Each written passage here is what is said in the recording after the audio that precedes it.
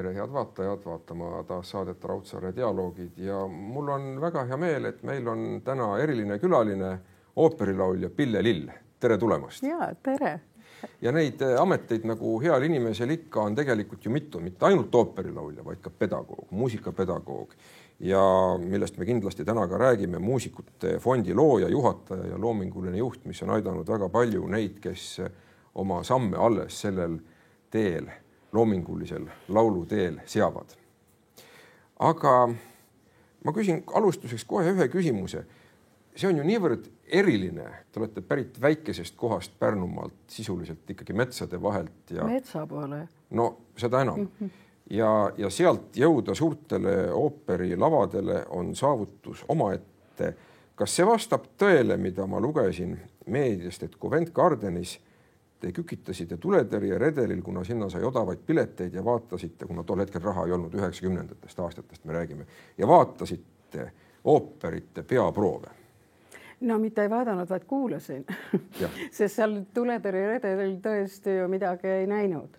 Aga nii nagu ma ei oskagi öelda, kas kõikidele kohane, aga minule väga kohane, sest ma alati uurisin, mis seal allpool toimub. Päris parterisse muidugi ei saanud, aga pärast vaheaega päris tihti ma sain ikkagi kas 3. rõdule, kui hästi läks ka 2. rõdule, siis juba nägi ka natuke. Aga neid oli ju ikkagi palju neid oopereid, mida õnnestus seal vaadata. Muidugi ikka kõik vaatasime ära. Ja, aga no sinna jõudmine oli ka omaette tee, et läheme tagasi sinna Pärnumaale ja no, mis me räägime, aasta oli siis 80. aastad olid, kui mis aasta te lõpetasite Pärnu lastemuusikakooli? Selle te ju lõpetasite, nii et siis oli perekond juba kolinud Pärnusse. Ja 77, ma arvan, sai lastemuusikakool läbi suure klaverdajana. Oleks pidanud tulema klaverimängija. Nii, aga miks siis mitte? Pianist on ju ka hea olla. Samamoodi saab suurtel lavadel esineda. Ma mängisin ükskord Aleksei Tammistega rahvaste palli ja selle mängu ajal ta nii tugevasti viskas, et mu sõrm pandi kipsi pulksi ja sisse ja sellega minu ulatus lõppes, sest klaverimängijal on ikkagi ulatus väga oluline ja näed, siiamaani see näpukene on mul, eks ole, kõver ja aga ta on ilus. Selle vastu ma ei vaidle, aga nii, et üks näpp võib muuta karjääri.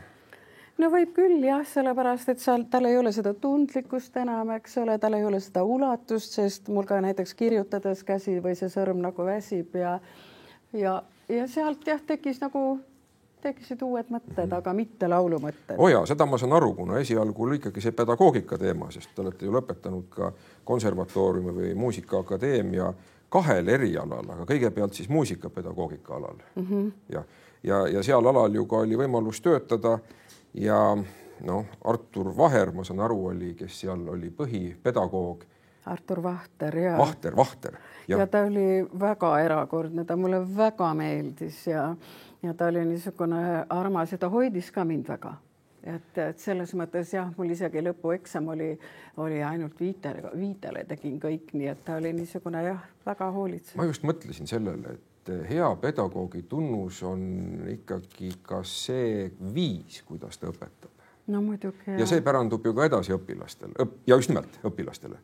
Ja muidugi, ja pedagoogist sõltub ikkagi minu arvates peaaegu kõik.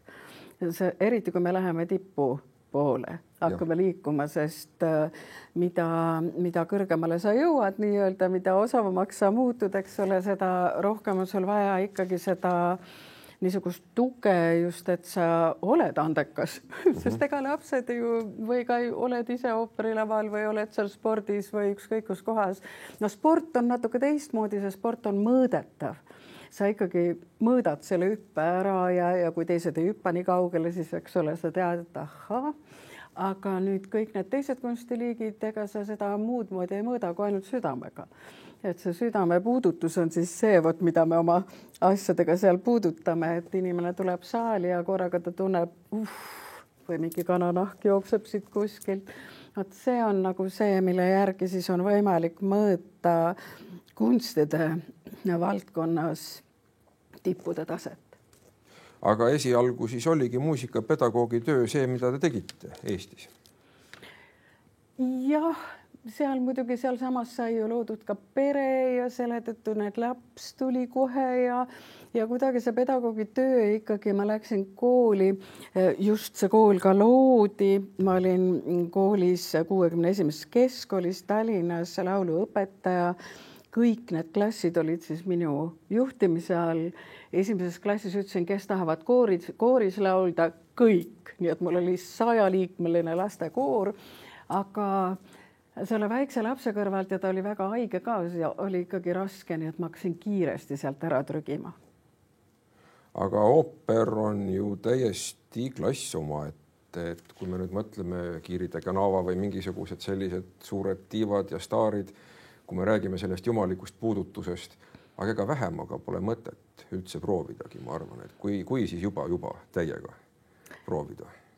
Jah, aga ega seda puudutust ei saa ju nii-öelda välja mõelda. See on nii-öelda sulle antud. See kas on või seda pole. Just. Aga järelikult ta oli. No jah, jälle. Aga kuidas ta ilmnes? Kus oli see hetk? Jah, just see on asi, mida ma tahaksin proovida. Tuleb välja. Ma arvan, et kõige esimene niisugune, kuidas öelda, tunnustus oli siis, kui ma laulsin Barbara von Diesenhusenit, see oli üks esimesi oopereid, mida ma tegin meie laval ja ma tõesti ei osanud mitte midagi näitlemisest. Ma lihtsalt oli täiesti nagu maalt, ikka metsa poolel. Aga läksin, koputasin Jüri Järveti uksele. Draamateater oli ju meie kõrval. Ja Jüri Järvet tõesti tegi minuga tööd, ma arvan, ikka paar kuud. Ma käisin seal tema garderoobis ja oli jälle üks väga lavatunnetus, liikumine. No kõik, see sisuline pool, kuidas seda, sest olla seal jääaugu ääres, eks ole, kus vennad tahavad sind uputada või õigemini uputavadki. See on jube lugu ju tegelikult. See on üks, jah. Eesti algupära loomulikult, aga ikkagi Von Vokkile mõeldes, mis nüüd on ju ka teles, siis ikkagi me kujutame ette, kui jube see asi võis olla. No oligi jube, jah. Uppumine kuhugi jääauku. Just, ja jääaugu ääre peal sa ütled, vennad, aga see vesi on külm. Kuidas sa ütled seda seal, eks? Ja sul on see kirikuõpetaja seal kõrval, kõik on suured lauljad, sa oled alles tulnud lavale ja kuidagi see kõik vajas ja kui siis Järvet käis vaatamas mu esietendust ja kirjutas sinna kaardi peale, et armas laps, et sul on antud kõik see, mis ühel kunstnikul on vaja, et ka viimases reas need meesterahvad kõik mõtlevad su peale, et see pani nagu mind mõtlema, aga ega ikkagi sa ei usu sellesse ja kui ka isegi oled juba Londonis väljas või ükskõik kus kohas, Anne ei usu mitte kunagi, et ta on andekas, sest ta kogu aeg otsib. Ta kogu aeg pidev. Aga see oli Jüri Järvetist ikkagi väga-väga südamlik. Sest loomulikult jälle tuleme pedagoogi juurde, et alati on ühte või teist asja võimalik parandada, aga ta vaatas nendest asjadest mööda üle ja ta nägi, mis kõik võib olla. No jah, sa näed, tegelikult Anne on ju nähtav. Just. Et ma nüüd olen loonud ju oma fondi raames siis päris mitmeid konkursse, meil on lauljate konkurss, mul on lastemuusikakoolides on konkurss. Anne on nähtav, tähendab selle ande sära, sest ande ümber on nagu niisugune midagi. Oreool. Täpselt. Ja see, kui sa oskad vaadata, siis sa tegelikult näed. Nii et selles mõttes ka meie asi on mõõdetav. Et see ei ole päris nii, et nüüd tal korraga toimus. See sära on neis olemas. Ja seda sära on siis vaja nii-öelda toetada. Et see on kõige olulisem. Aga teil vedas ju sellega, et oli võimalik minna Eestist välismaale õppima, mis 90ndate algul oli privileeg siiski, ka ühel ei olnud see võimalik juba majanduslikel põhjustel ja kõigepealt Soome ja sealt edasi siis juba Londonisse. No see tee lihtsalt külvati mulle ette. Aga see tundub tõesti nagu loomulik, loogiline, orgaaniline areng. Ma sattusin olema Soomes ühes klassis lihtsalt kuulamas tunde, sest mind nii huvitas see ooperilaul. Sest tegelikult, kui ma ikkagi tulin ooperisse, siis ma leidsin ennast. Sest kõik see pedagoogiline Anne oli võib-olla ka olemas, ma mõtlen muusikapedagoogiline, sest ma väga armastasin lapsi ja dirigeerimist armastasin väga, aga kui ma sattusin nüüd nii-öelda laulja teele ooperi, sest ma olin ju poplaulja ka kunagi, mis on hoopis teistmoodi maailm, aga ooperilaulja tee ja see vaimustas mind, ma läksin sinna sisse, nii et uppusin sinna ära ja see uppumine oli ilus, sest ma avastasin muusika ilu, nende stsenaariumite, eks ole, libretode ilu, nende lugude ilu, kus sa mängid kuningannat, Tiisikuse haiget, Jaapani harakiri, kõik see, need lood on lihtsalt niivõrd südamesse minevad ja kui sa seda ise tunnetad endast läbi, siis ongi võimalik sul puudutada teist inimest. See on väga huvitav teema, sellepärast, et erinevalt nüüd draamanäitlejast ooperis on põhiroll laulul ja kõik muu, mis sinna juurde käib, on teisejärguline, aga ta on siiski olemas. Ja mis puutub laulmisse, nüüd me ei räägi küll ooperist hetkel, aga ma olen niisugust asja lugenud, et üks laulja peab laulma nõnda, nagu ta elaks seda, mida ta parasjagu laulab. Ma usun, et see kehtib ka ooperi kohta ja veel enamgi. Ja kogu see dramaturgia tuleb ju sinna ka juurde. Kui ma neid nimesid loen, ma mõtlen siis autoreid, Puccini, Mozart loomulikult, Tosca, Verdi, Wagner, kui ma nimetan välismaalt suuremaid nimesid, aga meilt on ju ka palju suuri nimesid teie repertuaaris olnud. Tobias, see Tubin, sama, eks ole.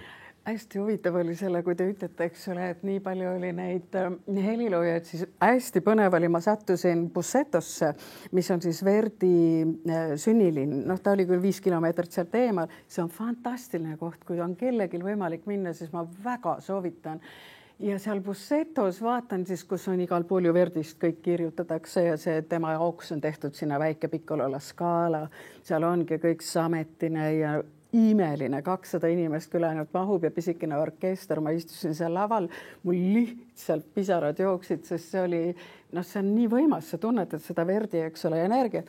Ja siis vaatan, seal on kirjutatud kivisse raiutud teosed, ma vaatasin, issakene, ainult 2 teost ma ei ole laulnud umbes. Et korraga saad nagu aru, et sa olid, eks ole, kuidagi selle Verdi sees nagu mingisuguses sametis, sest see Verdi, kes kirjutas tõesti erakordset muusikat, ikkagi siiamaani me laulame ju erakordsete helilooajate muusikat. Et väga tihti öeldakse, et seal Mozarti kõrval oli ju Salieri ja seal olid veel, eks ole, et miks nad olid sama andekad. Ei tea midagi, miks siis üks tuli, eks ole, läbi, sest tal oli see puudutus. Ja seda puudutust me otsime. Ja selle puudutuse nimel tegelikult kunst eksisteerib. Me vaatame, ma olin Picasso näitusel, kui ma õppisin Saksamaal 1 aasta ka veel. Baden-Badenis oli tema hilise ajanäitus. Ma istusin, seal oli väga vahvalt kõik ümberringi, oli Picasso ja siis keskel oli üks tool, sa said seal istuda.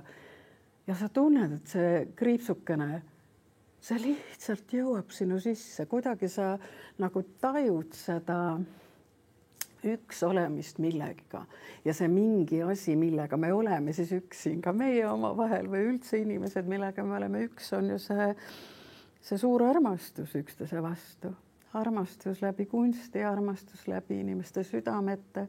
Ma usun, et see südamete ruum meis on absoluutselt kõigis, ka Putinis. Kindlasti, nii nagu igas heas inimeses on natukene halba, on vastupidi jällegi igas halvas inimeses natukenegi midagi head, aga ega ta nagu millegi pärast esile ei tule. Et kuidagi juhtub praeguses ajas nii, et kipub võimutsema see halb. No nii on. Aga kui me ooperi juurde mõtleme, ooperis on samamoodi ju kurikaelad ja siis on sellised positiivsed tegelased. Täpselt. Et ega see on igikestev teema olnud. Ja kui ma nüüd selles kontekstis küsin, mis on siis ooperilauljalt, ma küsin seda, mis on see, mis muudab inimese heaks? Kas ka halval inimesel võib olla lootus saada heaks? Me rääkisime õpetajatest, siis tegelikult ma olen ikka väga privilegeeritud olnud selles elus, sest ma olin 14-aastane, kui ma kohtusin oma naabrimehe Gunnar Aarmaga. Ja kes Gunnarit ei tea, eks, või ei ole lugenud, tal on 10 raamatut. Need on imelised, sealt on lihtsalt, kui ma vahest võtan selle raamatukese lahti ja ta täpselt ütleb selle koha peal mulle seda, mida mul just sellel hetkel on vaja. aga Gunnar ütles mulle kohe ühe väga imeliku asja, et ka sarimõrvar saab andestuse. Minu teismelisse ajusse see absoluutselt ei mahtunud. Ma ei saanud nagu sellest aru, et kuidas, sest sündides maal ma ei suutnud isegi aru saada, et kuidas neid loomi on niimoodi võimalik tappa, eks. Et see nagu tundus juba lapsele täiesti uskumatu, aga muidugi sa harjud seal ära, sest sul need kanad ja iga päev seda pead lüüakse seal maha. Aga põhimõtteliselt jah, see armastus on ikkagi meis nagu üks, et meis kõigis on see liin, mis läbib meie südant ja olles nüüd muidugi ooperis, siis käies läbi kõiki neid, no näiteks Lady Macbeth, kes ma arvan, et see kuningas Macbeth ei olnud üldse nii hull, kui oli see Lady Macbeth. Õnneks ma nägin Polanski filmi ja siis ma hakkasin kuidagi üldse aru saama. Rolli tunnetusest, jah. Ja üldse sellest, et on olemas needused, et inimesed sellega tegelevad, sest me Jassi Zaharoviga kahekesti, tema oli üks minu nendest Macbethidest ja kahekesti meil oli seal pada ja siis see seal pajas nii-öelda nead, eks ole, põlvedest läbi. Uskumatu. Tähendab, tekivad nagu niisugused korraga, sa nagu ei kujuta ette, et niisugused asjad võivad nagu ollagi. Ja inimesed uskusid sellesse. Ja kui keegi millessegi usub, siis see võib ka mingil määral realiseeruda. Niimoodi ka Gunnar Aarma ju ütles, aga ta ütles, et enamus tuleb tagasi sellele, kes paha. 80%. Just nii. Et jumala eest pange seda tähele, 80% mitte ühtegi, ärge ei mõtelge ühtegi halbat mõtet. Ainult häid. Armastame üksteist, on ju? Ja ooper on ju see, mis seda kehastab. Ülevaid tundeid, kui me mõtleme ooperi kuldajastule, kui just nimelt Verdi tegutses, siis ega tollel ajal ju televisiooni polnud, kino polnud, õnneks ei olnud ka gladiaatorite võitlusi enam. Noh, kust siis inimesed saavad meelelahutust, on väga hea, et oli ooper. Ooper oli muidugi kõrgklassi jaoks eeskätt, ega siis lihtne talumees sinna ei pääsenud, aga ikkagi see pärand, mille ooper jättis Euroopale ja sealt kaudu tänase päevani välja, meieni ka, see on ikkagi tähelepanuväärne. No kogu maailmale. Ta on ikkagi globaalselt, isegi Pekingis on ju ooper, nad küll teevad väga palju oma niisugust traditsioonilist, eks ole, muusikat, aga ikkagi nad mängivad seal ka Verdit. Et ses suhtes see on globaalne kunstiliik. Jah, kunstiliigid ju kõik on tegelikult rahvusvahelised. Ja sellest tuleb nagu ka mõista, et eriti praegusel ajal, kus meil eks raha on tõesti vähe ja me peame selle ressursi suunama kaitsesse, see on täiesti selge. Aga meil on ikkagi vaja aru saada, et on olemas see meelelahutus, mis võib meid puudutada, mis võib äratada meis sellist rahvustunnet. Seda, et on eestlased, Johannes Ermikene hüppab, eks ole, seal Petrükine tegi oma saavutuse, siin alles hiljaaeg oli Anna Hints, eks ole, praegu tuleb, mis ta on, Johnny Cash, eks ole. Võt, need on kõik niisugused väga olulised asjad. Tommy Cash, jah. Tommy, just, vabandust. Kuigi ma tean teda ja olen jälginud teda juba ammu, mitte nüüd alles selle Eurovisiooniga, vaid need tema video salvestused, mida ta on teinud ja mis on YouTube'is, need on erakordsed. Olles ise ju Itaalias käinud, kuidas hinnata tema sellist väikest Itaalia huumorit selles esinemises Eurovisiooni loos? No ilma selle videota muidugi see lugu on nii, nagu ta on. Aga see video ja see tema olek ja tema niisugune lihtsus, mulle ta väga meeldib. Ma tõesti väga loodan, et ta tõstab nii nagu Arvo Pärt tõstis meile, ütleme, klassikalise muusika, eks ole, maailma silme ette, sest Eesti tõsteti nii-öelda ikkagi kaardile, sest Järvid on seda püüdnud ja meil teisi on ju veel, kes tahavad, aga sellist taset, mida tegi, eks ole, Arvo Pärt oma muusikaga, kus teda mängitakse igal pool üle maailma. Praegu tähistatakse tema, me ise läheme ka, oleme Itaalias siis septembris Eesti muusikutega läbi minu fondi, et ikkagi kõik 90 aasta sünnipäeva. Ja, et kõik maailm nagu tähistab seda, see on ju väga erakordne. No loodame, et see Tomi ka nüüd tõstab meid sinna ülesse, et ka meie estraad või niisugune kergem muusika, eks ole, nii-öelda. Ei, ma olen peaaegu veendunud, et tõstab. Me näeme, et muusika valdkonnas on tulnud Eestist väga suuri tegijaid maailmasse. On. Et kui me arvutame välja suhtarvu elanikkonda, siis ma julgen öelda, Eesti on eriline koht. See laul, muusika on kuidagi moodi meile oluline.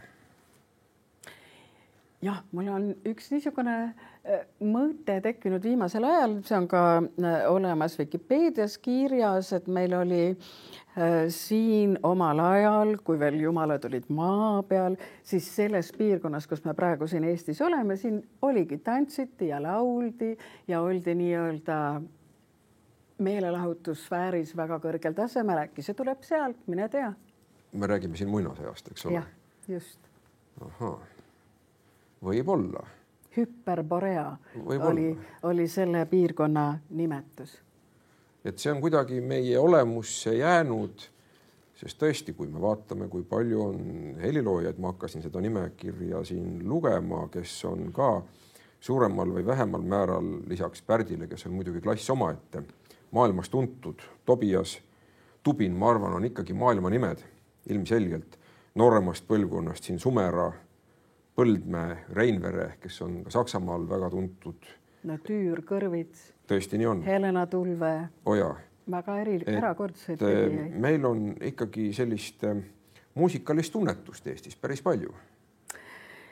No äkki see tuleb ka sellest, et me oleme nii loodusele lähedased, isegi siin Tallinnas, sest see loodus on, lähed siit mõne kilomeetri ja sa oled, eks ole, kohe jälle looduses.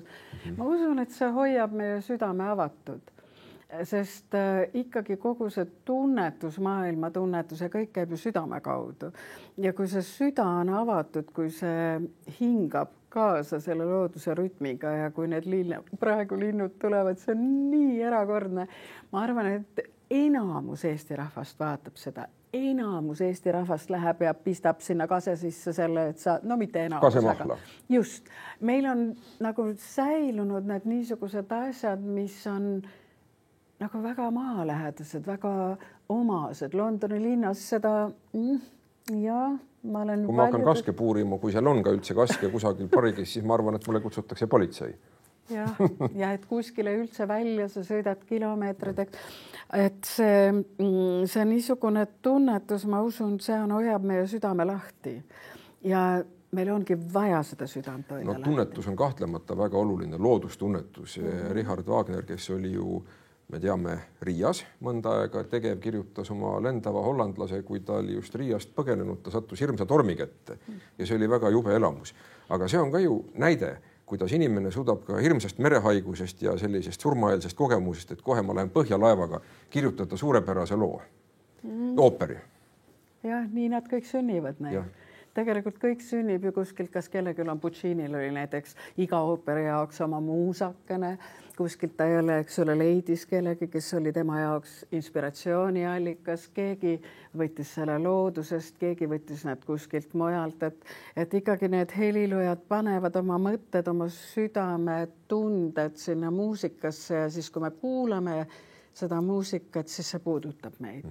Sellepärast puudutabki, eks, loogiline. Nüüd muusika on universaalne keel, aga kas need õpingud Londonis andsid ka midagi erilist? Ma oletan, et põhierinevus võis tulla sellest, et see on lihtsalt metropol. Et Eesti on väike, aga London on suur maailmalinn. No on vaja ikka ära käia. Väga võimalik, et inimene võib ka siin leida selle. Mitte ei ole võimalik, vaid kindlasti on ka nii. Aga minu jaoks see äraolemine oli nagu määrava tähtsusega. Esiteks, ma sain kuulda kogu aeg kvaliteeti, sest sa oled kogu aeg kvaliteedi sees, sest kui sa ikkagi meie siin ringis oled, mis on õudselt tore ja ma armastan kõike seda, aga see, kui sul on iga õhtu, on tippkvaliteet, ükskõik, kas sa lähed Royal Albert Halli või sa lähed. Erinev tippkvaliteet. Mitte ei ole tipptegijad, kes korduvad. Erinevad, muidugi. Siis see avab sus esiteks selle tunnetuse, aga teine, mis on tähtis eestlase jaoks, sest kui me oleme ikkagi siin pisikeses riigis, siis siin hüpata niimoodi sutsti oma rahva teadvusse on päris, on võimalik päris kiiresti seda teha. Seal sa korraga näed, et need anded, mis on sinu ümber, kes on sinust tunduvalt andekamad, kellel on vot see asi nii palju parem ja see asi ja siis sa korraga nagu tunnetad seda konkurentsi ja siis sa korraga jagad ära, et kui oluline on olla eestlane. Et minu puhul küll see igal juhul sündis just nimelt seal, et ma sain aru, et kui suur asi see on, et ma olen nii väikesest riigist ja nii väikese keele seast ja mind vaadatakse ikka kui täitsa tavalist inimest, keegi ei vaata, et ma olen metsas. Kuigi ka seda oli. Ikkagi väga paljud ju küsisid, et kuule, kas teil käiakse turbanitega ja igasuguseid niisuguseid huvitavaid asju, aga nüüd on teadlikkus vast suurenenud. 90-ndatel Eesti oli ju taas tulnud kaardile ja see oli midagi uudset eurooplaste jaoks. Et tõepoolest on ka Euroopa siinpool seda raudset eesriiet olnud ja on ka edasi. Aga need õpingud siis, kuidas loomulikult töö. Üks asi on talent, teine asi on töö. Kuidas seda tööd tehti? Selles Londoni koolis, mille nimi oli London Guildhall School of Music and Drama. Guildhall, jaa.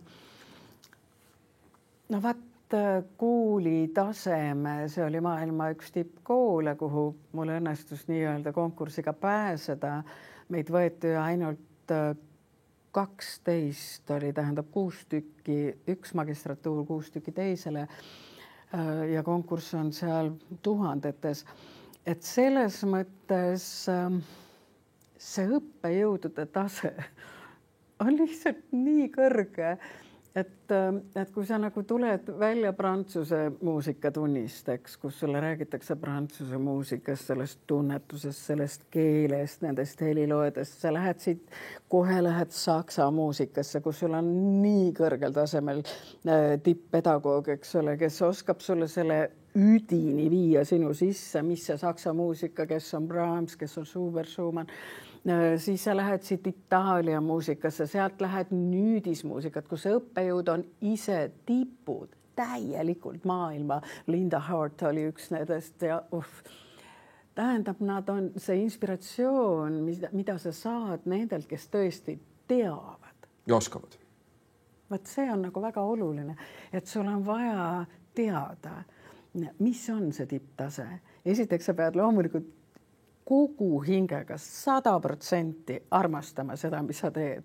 Ja see mul tõesti oli, sest kui ma hakkasin laulma, siis ma mäletan, Arne Mikk just tuli mu juurde ja küsis, kui ma tegin esimest täieliku debüüdi ja küsis, kuidas oli. Ma ütlesin, mulle meeldib seal laval. Mul on nii meeles see lause. Huvitav, et mulle see meeldis. See tähendab seda, et ma olin sinna ikkagi loodud. Aga sealt tagasi tulles Eestisse esialgu see nii oligi, et siin oli ju kümneid rolle.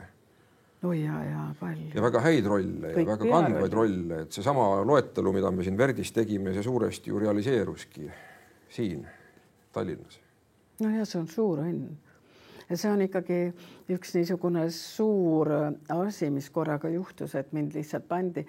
See periood oli ka selline, kus ei olnud väga dramaatilisema poolset. Ma olin niisugune lüürilis-dramaatiline sopran, et Mare Jõgeva oli seal ja Nadja Kurem oli mu kõrval, aga nad olid rohkem nagu lüürilisemad, et minul oli ikkagi see formant või kuidas seda nimetada siin hääles ja võib-olla see tuli maalt, ei tea, kuigi see on jälle kaasa sündinud. Ega seda sa ei tee, tähendab, see formant on sulle sinna antud, et sul on võimalik ka dramaatilisi rolle laulda ja niimoodi ma kuidagi sattusin, et nad panid mind kõikidesse pearollidesse. Imeline, suur aitäh.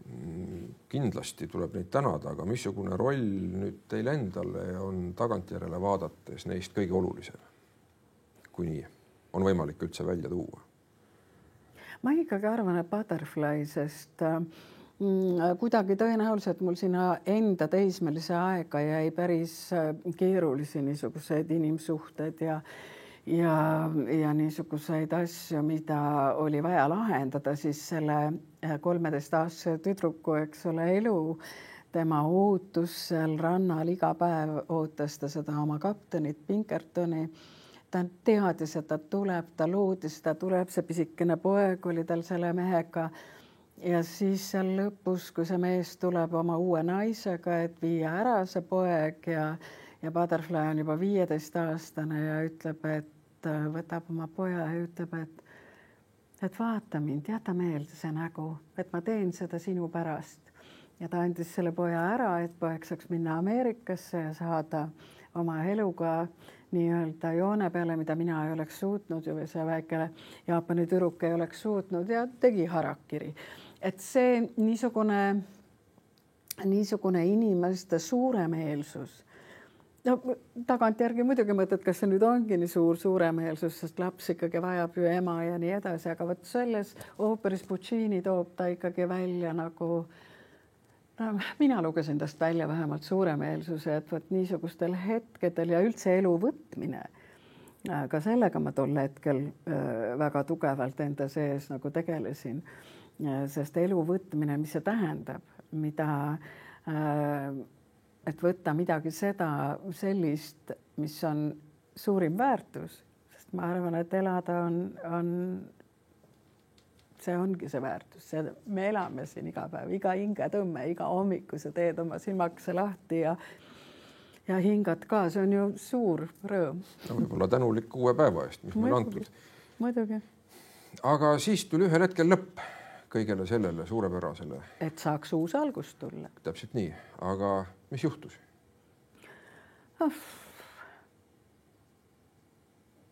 Ausalt öeldes, ega ma ei tea, mis juhtus. Tegelikult ka, ma tõesti ei tea, mis juhtus. Lihtsalt ühele päeval ma tegin just Oskat Leedus ja tulin sealt tagasi. Carmen tuli siis välja meil ja ma olin valitud ka Mikaelaks, peategelaseks. Ja tol ajal veel kirjutati tahvli peale su nimi pliiatsiga ja see oli ära kustutatud. Nii lihtne see ongi. Ja nii oligi? Jah, nii oligi. No aga see on olukord, kus tuleb mõelda, mis edasi saab ja ennast uuesti, kui nii öeldakse, leiutada. No vaata, kui sa mõtled... Eestis ju 2 ooperimaja ei ole. Ja, kuigi... Nii lihtne see ongi, et siis on kas välismaale või midagi muud Eestis. No kõik on väga erinevad, tähendab, minu hing lihtsalt kuidagi murdus ja ma ei saanud nagu sellest pikalt üle. Aga kui ma nüüd tagantjärgi mõtlen, siis inimesed peaksid olema nagu kuidagi valvel selles osas, et kui sul ikka see uks kogu aeg läheb kinni, siis järelikult seda asja pole vaja. Et selles mõttes oli küll mingi periood, aga ma sünnitasin teise lapse ja tuli uus mõte, eks ole, elule ja tekkis korraga fondi mõte läbi ühe Inglise lordi ja niimoodi kuidagi sa ehitad ennast uuesti ülesse. Aga siiski Eestis, mitte välismaal? Jah, sest enam lauljana ma ei olnud võimeline. Mul ei olnud lihtsalt enam seda kvaliteeti, sest see hinge uks nagu sulgus laulmise jaoks, sest see armastus, mis voolas, eks ole, läbi selle hinge ja läbi laulmise, seda korraga enam ei olnud ja ma küll püüdsin kogu aeg, siiamaani püüan. Ma laulan ikka kogu aeg, aga selles mõttes, et seda tunnetust, mis mul oli, siis ei ole ma päriselt ikkagi veel kätte saanud siiamaani. Mu abikaasa ütleb, et äkki siis, kui ma 80 saan. No ma loodan, et see tuleb. Sellepärast, et seda ei tohi lasta ära võtta nendel, kes seda ei vääri. Aga kui me nüüd tuleme selle fondi teema juurde, mis oli siis üks põhimine ja peamine jätkutegevustest, mitte ainus loomulikult, aga üks väga tähtis asi, kuna lõppkokkuvõttes me ju näeme ka tagantjärele vaadates, mis on need olulised märgid, mis meist jäävad ja see märk on kahtlemata oluline. Muusikute fond 2003 sündis. Ja see on ju suur ettevõtmine ja siin on olnud mitmeid väljundeid, ma panin endale kirja, nagu näiteks Tallinna talvefestival või siis muusikafestivalid Virumaal, Väike-Maarjas. Aga miks just Väike-Maarjas? Virumaa, see on nagu suurem nähtus, aga... Seal oli Vello Jürna. Okei. No Väike-Maarja on ikkagi tähelepanuväärne koht, Lurich kas või ja nii edasi, et sellised nii vaimu kui ihu vägilased on sealt meile tulnud. Just. Eivere klaverifestival või siis, mida ma veel ei maininud, Tallinna kammermuusikafestival, mis ma saan aru, on noortele interpreetidele väga-väga oluline üritus ja see on siis, tegemist on üritustega, mis annavad võimalusi esineda, annavad võimaluse saada märgatud, ennast arendada ja võib-olla ka mingeid karjäärivõimalusi. No see põhiasi tähendab vähemalt minu jaoks, aga ma ei tea, kas kõikide muusikute jaoks, aga ma arvan, on see, et sa pead olema laval. Sest kui sind laval ei ole, ja mis on põhiline, mitte see, et inimesed ei näe sind, vaid kui sind laval ei ole, siis sa kaotad selle tunnetuse. Sest tegelikult lava ikkagi annab sulle selle, võtab ära selle hirmu. Kui sa oled pidevalt, eks ole, laval inimeste ees, pidevalt, siis sa lähed sinna ja sul kaob see hirm, nii nagu mul ütleme see suhtluses, sest kui ma alguses hakkasin suhtlema või teadustama või viima läbi kontserte või nii, enam ei ole seda hirmu, eks, et kuna sa pidevalt seda teed järjepidevalt. Aga võib ju küsida, mida karta? Vaat ma ei tea, see on hirm ikkagi inimeste, et minna. Ma arvan, et seda tunnevad absoluutselt kõik. Ma mäletan, kui ma lõpetasin Muusikaakadeemia, siis ma laulsin lõpuaktusel 91. aastal ja mul on ainult meeles see, ma ei tea üldse, kuidas ma laulsin, aga mu jalg kogu aeg värises ja ma kogu aeg tegelesin sellega, et inimesed ei näeks, et see jalg niimoodi. No seepärast avaliku esinemise puhul ongi head väikesed kõnekaardid, mis on papptüki peal, mitte suur valge paperileht, mis hakkab käes värisema. No võt just, jaa. Aga see on loomulik osa inimesest, ikka enamus pabistab. Aga nüüd, kui paneme selle kõik loogilisse järgnevusse, siis ikkagi see ooperi tegevus oli ju eelmäng siis sellele fondile, võib nii öelda? Ma arvan küll, jaa. Ja, see kvaliteeditunnetus tekkis ju sealt, tähendab, ma hakkasin ikkagi saama aru ja kuna ma olin ise klaveriga alustanud ja läbi muusikapedagoogika, ma olin isegi trompetit puhunud ja mingil määral akordioniga tegelenud natukene, et sa nagu kuidagi hakkasid hindama ja Londonis kahtlemata ma ju käisin ikkagi sümfooniaorkestrite kontserditel pidevalt ja kuulamas erinevaid soliste ka kammerkontserditel.